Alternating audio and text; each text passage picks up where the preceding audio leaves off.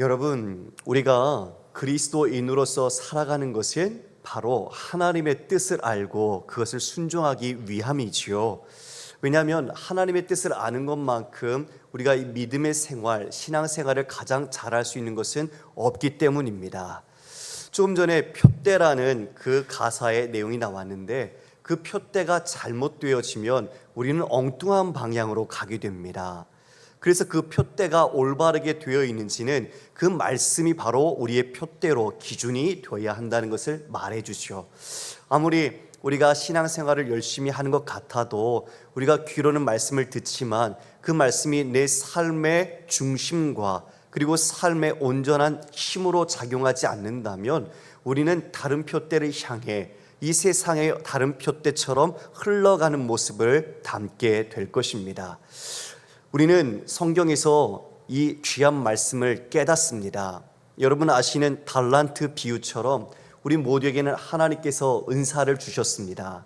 누구에게는 사업을 잘할 수 있는, 또 누군가에는 지혜를, 또 누군가에게는 다른 사람이 없는 귀한 달란트를 주셨죠. 그 달란트를 각각 주신 것은 그것으로 하나님의 뜻을 잘 드러내고 또 하나님의 영광을 나타내도록 허락하신 겁니다. 그런데 만약 그 달란트와 은사를 갖고 있지만 하나님의 뜻을 알지 못한다면 하나님의 뜻대로 사용하지 않겠죠. 그것은 곧 달리 말하면 내 뜻대로 나를 위해서 사용하게 될 것입니다. 우리가 함께 신앙생활을 경주하는 모습은 표면적으로는 다 같지만 우리가 만약 그 표 대신 주님을 누군가가 다른 길로 삼아 이 안에 함께 한다면 그 마지막 종국의 모습은 다를 겁니다. 기준점이 이미 다르기 때문에. 그래서 우리는 달란트 비유에서 이미 5달란트, 2달란트 받은 자는 자신에게 그것을 준 주인의 마음을 잘 헤아려서 장사했지요. 그 둘 다 똑같은 칭찬을 받았습니다. 그러나 1달란트 받은 자는 주인을 알지 못했죠. 주님의 뜻을, 주님의 마음을 알지 못했습니다. 자기의 뜻대로 판단했죠. 결국은 책망을 당하게 되고 있는 것마저 뺏기게 되는 결론을 보게 됩니다. 우리가 지금 이사야서를 통해서 볼 말씀도 그런 부분과 같습니다. 하나님께서 이 땅에 열방을 창조하셨습니다.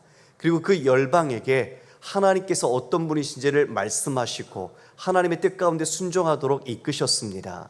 그런데 각 나라의 모양들이 마치 우리 개인 한 사람 한 사람처럼 다른 마음, 다른 중심, 다른 생각으로 자신들의 힘을 삼고 주인을 삼고 자신의 삶을 경영해 나갑니다. 여러분, 경영의 마지막 평가, 우리 회사에서 마지막 해 결말에 늘 해 마지막 날 그걸 체크하잖아요. 얼마나 이윤이 들어왔는지, 얼마나 실적이 좋은지 각 기업도 경영 평가를 합니다. 마찬가지로 하나님께서도 우리의 세움을 하시는 날이 있습니다.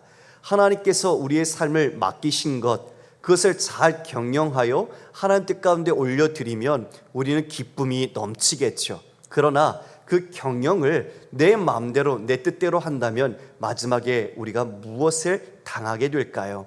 오늘 우리는 두 나라의 마지막 멸망의 모습을 보게 됩니다. 아수르 그리고 우리가 알고 있는 블레셋, 두 나라입니다. 앞서 바벨론의 멸망을 이야기해 주셨습니다. 바벨론이 교만했지요. 그래서 그 나라가 이미 패망할 것을, 아직 바벨론이 가장 중요한 강대국으로 급부상하지 않았지만 하나님께서는 그 바벨론을 통해서 유다가 멸망할 것을 아셨고 그 바벨론에 대한 심판을 이미 선언해 주셨던 겁니다. 그리고 오늘은 바로 두 나라, 아수르와 그리고 가장 이스라엘을 괴롭혔던 블레셋에 대해서 오늘 심판을 선언하십니다. 여러분, 말씀을 통해 우리의 삶의 경영 그리고 우리의 삶의 기초가 어디에 있는지 함께 살펴보겠습니다. 여러분, 우리 24절 말씀을 함께 읽어볼까요? 시작. 만군의 여호와께서 맹세하여 이르시되 내가 생각한 것이 반드시 되며 내가 경영한 것을 반드시 이루리라. 사람도 맹세합니다. 자신을 걸고, 그렇지요 여러분? 내가 반드시 이거 이뤄줄게, 약속할게 하면서 자신을 걸고 누군가에게 보증을 서듯 맹세를 하죠. 근데 여러분, 우리 인간은 그 모든 것을 지킬 만한 능력이 없습니다. 우리의 마음, 우리 스스로가 지키지도 못하는 모습을 보지 않습니까? 그런 것처럼 인간은 스스로를 무엇인가 보증 삼아서 약속을 걸 만한 존재가 되지 못합니다. 지금 하나님께서는 누구를 걸고 맹세하십니까? 자신을 걸고 맹세하십니다. 여러분, 여호와 스스로 존재하는 자, 이 모든 것을 창조하시고 다스리시고 이 모든 것을 주인으로서 역사하시는 분, 바로 자신의 이름과 자신의 성품을 걸고 맹세하십니다. 다른 것으로는 맹세할 수 없기 때문이죠. 믿을 수 없기 때문이죠. 그 맹세의 내용이 무엇인가? 내가 생각한 것이 반드시 될 것이다. 내가 경영한 것을 반드시 이룰 것이다. 여러분, 여기 생각을 반드시 내가 이룬다. 경영이라는 이 말 자체는 결심, 의지, 계획, 목적이라는 뜻을 갖고 있습니다. 그러니까 하나님께서 계획하시면, 하나님께서 목적하시면 반드시 그것을 이루신다는 것입니다. 하나님은 뜻하신 즉 이루시는 분입니다. 할렐루야. 하나님은 단지 공허한 말을 내뱉는 분이 아니십니다. 하나님의 말씀은 바로 그 성취를 보증하기 때문이죠. 여러분 아시는 것처럼 하나님께서는 말씀으로 이 모든 천지를 창조하셨습니다. 창세기 1장에 보시는 것처럼 이 태초에 빛이 있으라 하셨을 때 그 모든 것의 빛으로서 그 흑암과 어두움을 나누시며 하나님의 빛을 창조하셨죠. 그리고 여러분, 우리 아브라함을 보십시오. 아브라함이 75세에 하나님께 약속을 받습니다. 내 자손이 저 하늘의 무별같이 될 것이다. 그런데 그 모든 것 하나님께서 인내와 시간 그리고 그 때를 허락하셨으나 그 아브라함은 자신의 인간적인 의지와 수단을 삼아서 이스마엘을 낳았죠. 그런데 실제적으로는 그 약속의 자녀는 인간의 힘으로 이룰 수 없는, 즉 가능성이 전혀 없는 상황에 100세에 하나님께서 아들을 주셨습니다. 여러분, 하나님은 공허한 말을 남발하시는 분이 아니십니다. 하나님은 말씀하신 즉 반드시 이와 같이 그때에 반드시 성취하시는 분이십니다. 그러므로 이 생각한 것을 반드시 될 것이며 내가 경영한 것을 반드시 이루신다라고 분명히 말씀하시죠. 그것이 어떤 내용입니까? 25절 함께 읽어볼까요? 시작. 내가 아수르를 나의 땅에서 파하며 나의 산에서 그것을 짓밟으리니 그때에 그의 멍에가 이스라엘에게서 떠나고 그의 짐이 그들의 어깨에서 벗어질 것이라.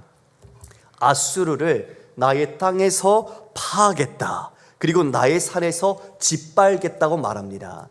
중요한 게 나의 땅입니다. 그러니까 아수르가 이스라엘 남유다를 공격해 온 거죠. 침략해 온 상황인 그 위기, 그 위협 속에서 하나님께서 자신의 백성을 지키시되 이 아수르를 파하시고 짓밟아 으깨버리겠다라고 약속하시는 것입니다. 하나님은 계획하신 대로 말씀하신 대로 경영하시고 이루십니다. 그래서 지금도 이 아수르에 대해서 하나님은 자신을 걸고 이 아수르를 반드시 심판하시겠다고 보증하신 거죠. 여러분, 이것은 스스로 우리가 생각할 때에 누군가에게는 이것은 시험이 될 수도 있죠. 즉 우리는 누군가에게 약속을 하지만 그 약속을 지키지 못하면 스스로에게 걸림이 되고 시험이 됩니다. 내가 해야 되는데 라는 걸 알지만 할 수 있는 능력이 없을 때 스스로에게 이 말이 올무가 되는 거죠. 그런데 지금 하나님께서는 자신을 걸고 이 아수르를 멸망, 심판하겠다고 이야기하십니다. 그것은 반드시 될 것을 담보하는 것뿐만 아니라 지금 이 유다에게 있어서 이 이사야 선지자가 살았던 당시에 지금 이스라엘 백성들에게 가장 최대의 강력한 제국이고 위협이 어디였는가? 아수르였습니다. 그러니까 앞서 바벨론을 이야기하셨을 때는 먼 미래이기 때문에 어쩌면 그 이야기를 듣는 이 이스라엘 백성들에게는 마음에 와닿지 않았을 수도 있겠죠. 그러나 지금 현실에서 자신들이 괴롭고 어려움을 주고 있는 강력한 아수르는 그럼 과연 어떻게 하시겠습니까? 라는 질문이 자연스럽게 나왔을 겁니다. 지금 그것에 대해서 하나님은 내가 보증한다, 내가 맹세한다 하시면서 반드시 그들을 심판하겠다 말씀하신 것입니다. 출애굽, 여러분 아시는 것처럼 400년 동안 이스라엘이 애굽에 종살이했습니다. 여러분 400년이란 시간이 짧습니까? 결코 그렇지 않죠. 400년이면 나라 망한 것 아닙니까? 그렇죠? 지구상에서 존재하지 않는 것처럼 사라진 거죠. 그 백성은 바로 애굽의 백성인 거죠. 하나님의 백성이 될 수도 없고 이스라엘이라는 이름으로 다시 무언가를 만들어낼 수 있는 희망과 근거가 전혀 없는 상태죠. 그런데 하나님께서는 아브라함에게 약속하신 대로 400년 뒤에 내가 이스라엘을 이 애굽에서 불러내서 이 가나안 땅으로 인도하여 내겠다고 말씀하신 대로 그 시간 정확하게 하나님의 때에 그들을 10가지 재앙과 하나님의 놀라운 표적으로 건져내셨습니다. 노아는 어떻습니까? 노아는 하나님의 말씀을 들었습니다. 홍수 심판에 대한 이야기. 그래서 그는 방주를 짓습니다. 여러분, 방주를 지을 때 그 땅의 사람들은 노아의 모습을 어떻게 바라봤을까요? 무슨 비가 와서 창수가 나서 이 땅의 심판에 이 땅이 멸망한다고? 아이고, 저 헛고생하고 있네. 정말 매일매일 그가 그 방주를 만드는 모습을 보면 어리석다라고 사람들이 조롱했을 겁니다. 그런데 그렇습니까? 아니죠. 하나님은 정확한 시간에 이 땅의 홍수 심판으로 그들을 멸하셨습니다. 우리의 모습이 그런 것 같습니다. 우리가 하나님의 말씀을 따라 순종하고 우리가 이 시간에 함께 모여 예배하고 우리가 자신의 즐거움이 아닌 하나님의 즐거움을 쫓아 우리 자신을 내어드리는 모습이 세상에서는 어리석게 보이고 바보처럼 보일 겁니다. 그러나 분명히 나중에 기준이 갈라집니다. 하나님 앞에 좌우의 표대로 나누어질 겁니다. 하나님의 뜻을 알고 순종한 자들과 하나님의 뜻을 부인하고 자신의 뜻대로 마음대로 산 사람들, 이 두 대열이 반드시 나눠질 겁니다. 그때 오면 우리는 명확하게 하나님이 진짜 어떤 분인지 지금 우리가 알고 있는 하나님보다 더 명확하신 하나님의 위엄과 하나님의 뜻을 깨닫게 되겠죠. 그러나 우리는 믿음으로 그 날을 바라보며 오늘도 한 걸음 한 걸음 우리의 모든 믿음의 길을 걸어가고 있는 것입니다. 할렐루야. 지금 하나님께서 맹세하셔서 그 아수르를 심판하심이 이제 그 이스라엘 백성들에게 있어서는 큰 위로와 위안이 될 것입니다. 메시아, 그분이 오신다. 그분이 오실 것을 기다렸습니다. 이스라엘 백성들 또한. 그런데 그들은 자신들을 위한 메시아를 소망했습니다. 다윗처럼 힘이 있고 강력한 전제 군주, 군사적, 경제적, 그리고 정치적인 메시아, 그분이 오셔서 지금 자신들을 착취하고 있는 그 로마를 다 물리치고 이스라엘 자기 백성을 이 온 세상에 우뚝 서게 할 바로 그런 메시아를 원했죠. 근데 여러분, 주님 오셨지만 주님은 그런 메시아가 아니었습니다. 십자가를 부러뜨리고 천군 천사를 통해서 그 모든 강대국을 다 물리쳐서 이스라엘 백성을 필두로 자기 백성이 얼마나 강한지를 입증하는 그런 메시아가 아니셨습니다. 이 땅이 기대하고 우리가 바랬던 인간의 욕망이 투영된 메시아가 아니라 바로 이 땅이 이룰 수 없는 방식, 하나님의 십자가라는 그 방식으로 이 땅에 하나님 나라와 또 믿음의 백성과 하나님의 의를 이루어 주셨습니다.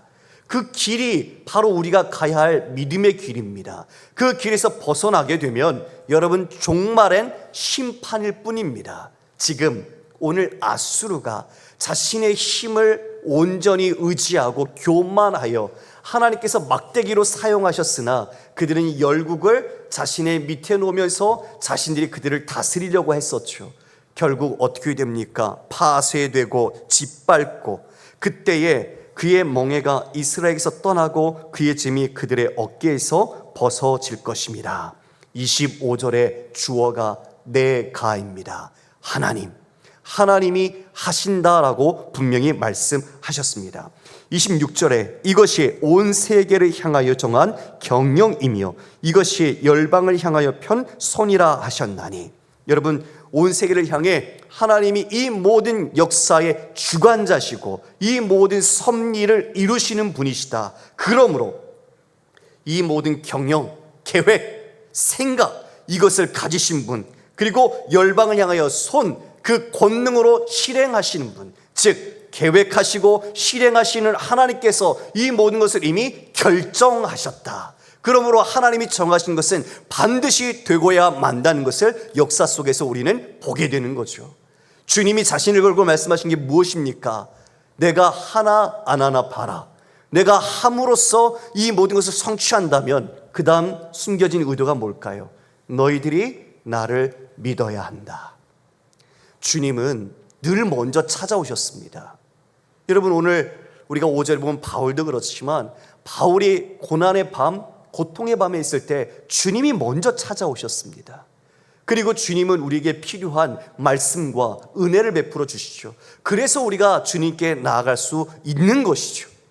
지금 이처럼 하나님께서는 그 모든 열방에 대한 경영을 자신의 계획과 자신의 의지 속에서 이 손의 권능으로 반드시 실행하며 성취하신다는 것을 거듭 말씀해 주고 있습니다. 왜요? 이 의도가 뭘까요, 여러분? 나의 안에 거하라는 거죠. 나의 안에 거하라. 나의 안에서 벗어나면 이 이방의 나라들, 자신의 힘을 삼아서 하나님을 대적했던 나라들이 어떻게 되는지를 깨닫도록 하시는 겁니다. 나를 떠나서는 아무것도 아니라는 것. 사람이 자신의 마음으로 계획을 하고 자신이 경영을 하려고 하지만 그 경영의 마지막 결과와 그것을 실행하시는 분이 누구신가를 깨달으라는 거죠.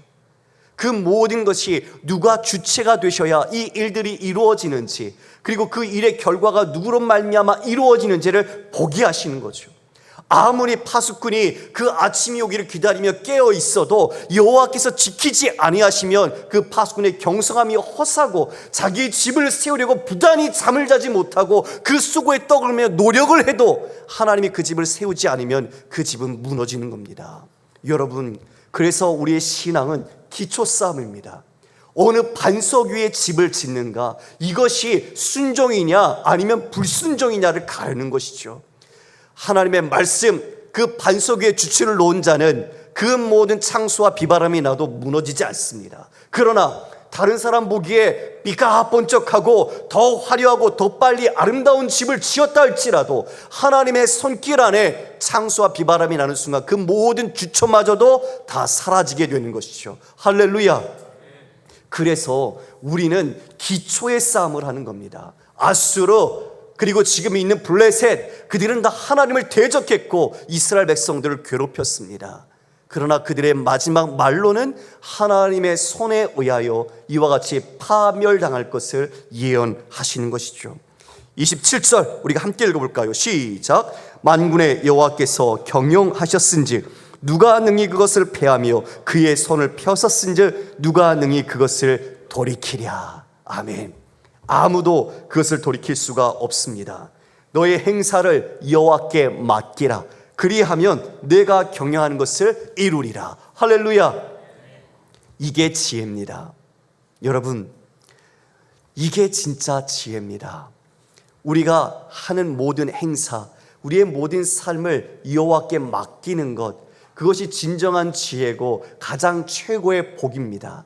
하나님을 가까이 함이 내게 복이라. 주님 안에 거하는 것이 내게는 최고의 안전입니다. 그러므로 여러분, 주님께 이 모든 것을 맡기시기를 간절히 축원합니다. 주님께 맡겼을 때 여러분의 사업과 가정과 경영과 모든 것이 하나님의 손 아래서 하나님의 뜻 가운데 성취하시고 이루셔서 가장 복된 열매를 거두게 될 것입니다. 지금 이제 블레셋에 대해서 28절에 말씀하십니다. 아하스 왕이 죽던 해에 이 경고가 임하니라. 블레셋 온 땅이여, 너를 치던 막대기가 부러졌다고 기뻐하지 말라. 뱀의 뿌리에서는 독사가 나겠고 그의 열매는 날아다니는 불뱀이 되리라. 아하스가 죽던 해에 이 묵시가 이사야에게 전달되었습니다. 블레셋 온 땅이여 너를 치던 막대기는 그들을 고통스럽게 하고 압제하던 것을 말하죠. 바로 이것은 아수르 왕을 말합니다. 아수르 왕이 죽은 것이요. 디글랏 빌레셀이 죽은 것을 암시합니다. 그런데 그때 기뻐하지 말라고 말합니다. 여러분, 나를 괴롭게 하던 사람이 죽었어요.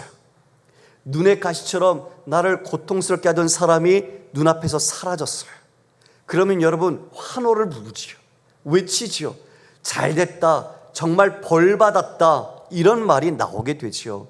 그런데 하나님께서 블레셋에게 기뻐하지 말라고 합니다. 블레셋은 여러분 아시는 것처럼 사사기 때부터 이스라엘을 괴롭히고 하나님을 대적했던 세력들입니다. 지금 그들이 하나님을 떠나서 자신의 대적이 죽었기에 자신들이 기뻐하지만 여러분 정말 두려워할 분을 보지 못하고 있는 거죠. 현실에서 자신을 힘들게 했던 사람이 없어졌으니까 나는 기쁘다. 아니요. 진짜 자신을 힘들게 하고 어렵게 하고 심판하실 수 있는 분을 알지 못했던 거죠. 바로 그분이 하나님이십니다. 그러므로 기뻐하지 말라라고 말씀하시죠. 어떤 결과가 나올까요? 여러분 여기 보니까 뱀의 뿌리에서 독사가 나겠고 그의 열매는 날아다니는 불뱀이 되리라. 뱀의 뿌리가 있는데 그 뿌리에서 가지 같은 독사가 나온답니다. 그런데 그 열매가 무엇인가 보니까 독사에서 날아다니는 불뱀이 나온대요. 점차 더 곤혹스럽고 힘들고 어려운 일들이 생길 것을 이야기해 주는 거죠. 디글랏 빌레셀이 죽었으나 여러분 그 이후에 사르곤 왕과 산헤립이 더 나라를 안정화시키고 그리고 반아수르 동맹을 쳤던 나라들을 이와 같이 정벌하면서 이 블레셋은 패망의 길을 가게 되는 것입니다. 30절에 가난한 자는 장자는 먹겠고 궁핍한 자는 평안히 누우려니와, 여기에서 가난한 자의 장자가 먹고 궁핍한 자는 평안히 눕는다는 것은 바로 하나님의 땅, 내 땅에서의 의미입니다. 그러나 내가 내 뿌리를 기근으로 죽일 것이요 내게 남은 자는 살육을 당하리라.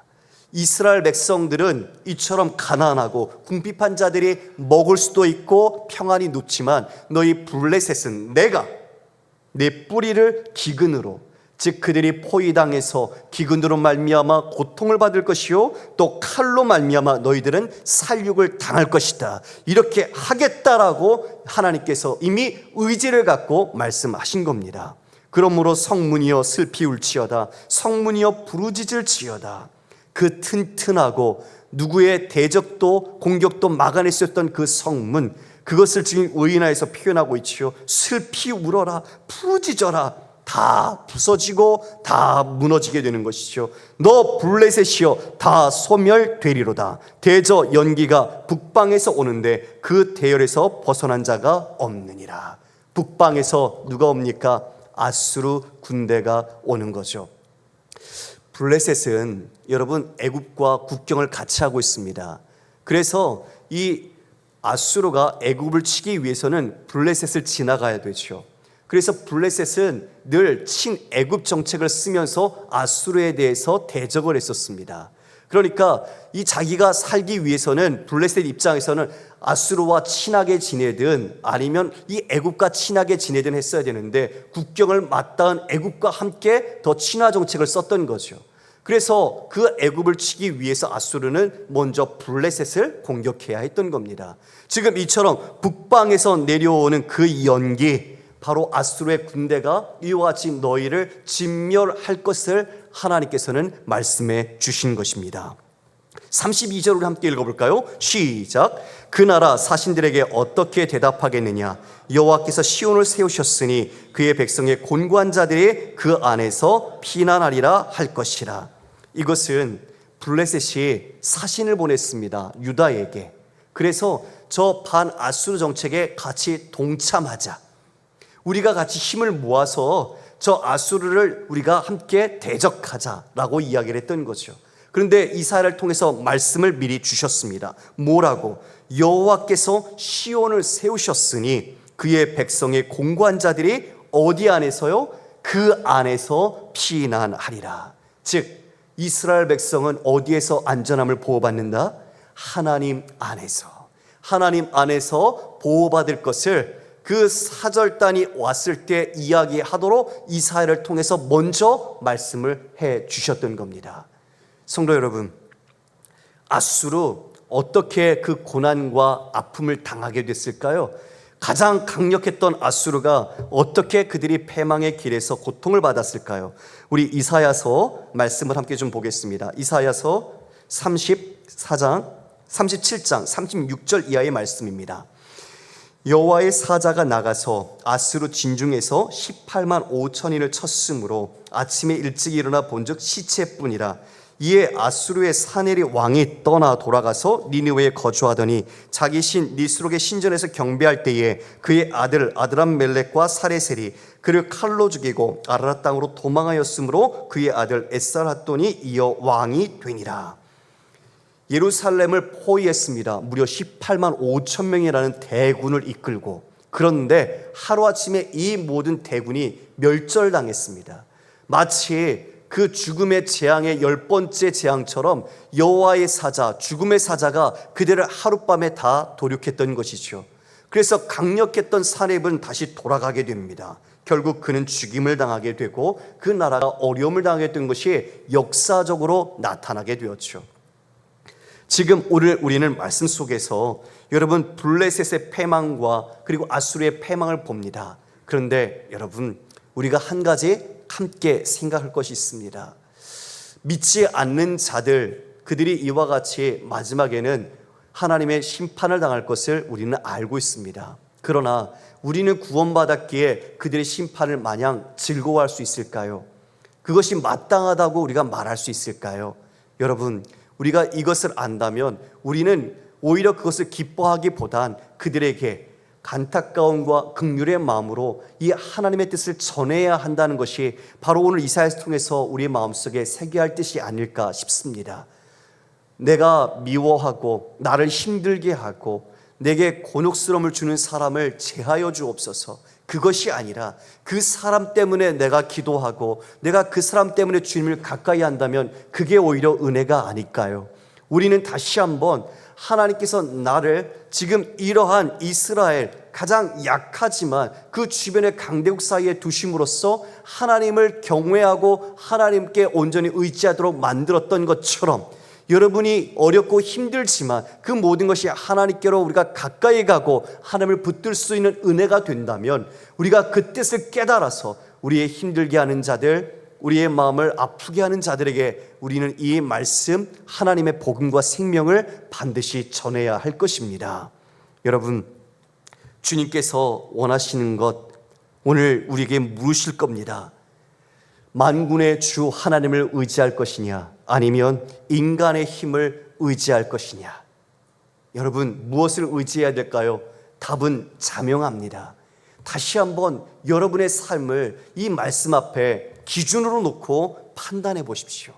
나는 정말 하나님의 말씀을 의지하며 주님을 뜻을 따라 살아가고 있는가? 아니면 인간의 힘을 의지하고 내가 그것을 추구하며 살아가고 있는가 말입니다.